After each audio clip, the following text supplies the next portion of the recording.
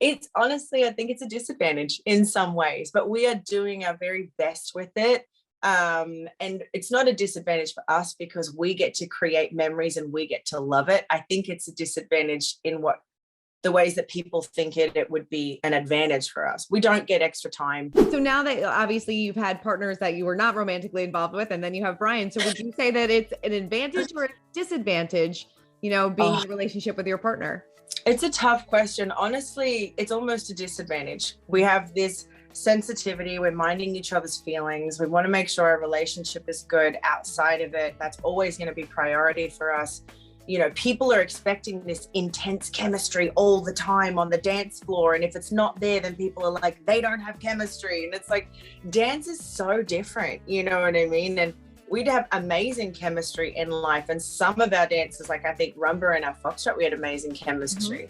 But then once it gets hard, you can't judge us now as a dance couple and as a relationship. Right. Like that's really hard to be judged as both because we can't mind both for you. We can't manage both for you. We can only do it for us. So it's honestly, I think it's a disadvantage in some ways, but we are doing our very best with it. And it's not a disadvantage for us because we get to create memories and we get to love it. I think it's a disadvantage in what the ways that people think it would be an advantage for us. We don't get extra time. We don't naturally just steam up the dance floor all the time. This is pressure on our relationship that we then have to manage for us. So it's intense, girl. Yeah, I was gonna say it has to be a lot of pressure because, like you said, people are expecting this chemistry, but then also like you had to, clap back at haters because if you give them a little too much, they're like, oh, this is a showmance or this is too much PDA. You know what I'm shocked at? That the amount of people that just don't like seeing love. You know what I mean? It's like, oh, they kissed too much. Oh, I'm so over it. We kissed one time on the first show because, oh my God, we survived and we actually did a dance. You know what I mean? Like, we're a real life couple, and I think it's also different for our viewers to see.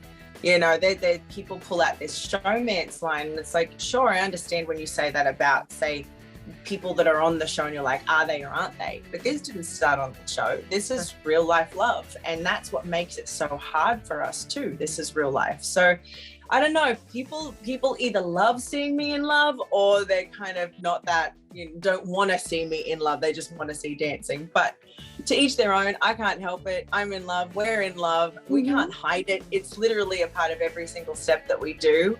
But I guess we've tried to not kiss on TV as much so people don't get weird about it.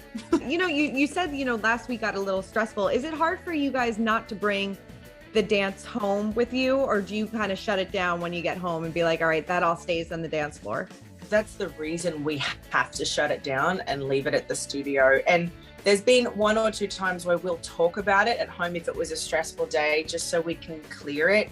But we know that no matter what happens in that studio, that is a different role for us. That is a completely different world. It's a bubble of something else. And when we come home, we just have to be Brian and Sharna in a relationship. And yeah, for me, sometimes that is hard because normally in the season, I'm 24/7 thinking about this, and I'll come home and watch the videos and do the notes, and I'll do prepping for the next week and research for the next week. So I don't ever really step away from it. So it's really me that has to be conscious and mindful of not bringing the work home and doing my notes and being like, hey baby, I'm going to need you to point your foot on 5 or whatever. You know what I mean? Like, I've got to leave him alone so he can get the air from it. And I think it's really me that's learning that the most. I think because I am so obsessive about it and I love it so much. If he's in front of me, I just want to fix it and say it now. Sure. So that's my learning curve, but it helps. We have to come home and just love each other and then fix the rest when we get back into the studio. We have to talk about this beautiful campaign that you were doing, but it's also raising awareness for something that I know is super important to you. So tell me all about working with PETA for this anti-SeaWorld campaign. Gosh, it's really important to me because I've been an animal lover since I was a kid. And as a kid, I wasn't aware of what these marine parks were doing to these animals. I went to SeaWorld, I saw Shamu, I thought it was amazing. And then I grew up and I learned just what these animals go through with, for example, they have like 35,000 feet in the ocean and they have 35 feet in that pool. And when you learn that it really is torturous for them and the way that they forcibly breed their dolphins and impregnate them, it really is. If you imagine being a human in that situation, it's heartbreaking. And I'm a huge advocate for animal rights and rescue. And gosh, the more I learned about it, the more it broke my heart. It broke my heart that I was a part of the problem in the beginning. And now it makes me very passionate about being a part of the solution for it.